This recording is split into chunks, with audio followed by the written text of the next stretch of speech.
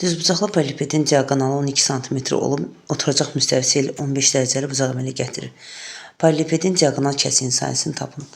Paralelipedin diaqonal kəsiyi dedikdə, buradan bir dənə diaqonal çəksək üstdən, deməli, diaqonal kəsiyin sahəsi olacaqdır bu hissənin sahəsi.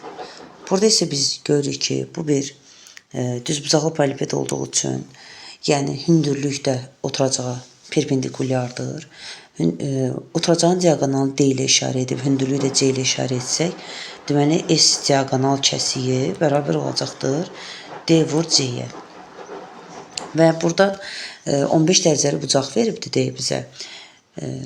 Bu bucağın sinusunu yazsaq, sinus 15 dərəcə bərabərdir. Qarşı katetin, yəni C-nin 12-yə nisbəti, kosinus 15 dərəcəni yazsaq isə, alarıq ki, D-nin, yəni bitişik katetin 12-yə nisbəti. Buradan C bərabərdir 12 vur sinus 15 və D də bərabərdir 12 vurulsun kosinus 15 dərəcə alırıq. Sahət üstündə yerinə yazsaq alarıq. 12 vurulsun sinus 15 dərəcə və 12 vurulsun kosinus 15 dərəcə.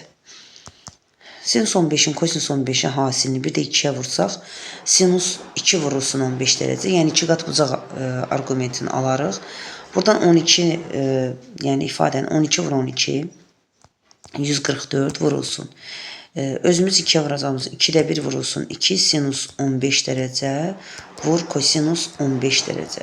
2-yə vurub 2-yə böldük və bu hissə bizə verir sinus 30 dərəcə, 144-ün də 2-yə nisbəti, yəni 2-də 1-ə hasili 72 eləyir. 72 vurulsun sinus 30 dərəcə. 30 dərəcədə sinus 2-də 1 alır, 72-ni də 2-də 1-ə vursaq 72 vur 2-də 1 cavab eləyəcək 36.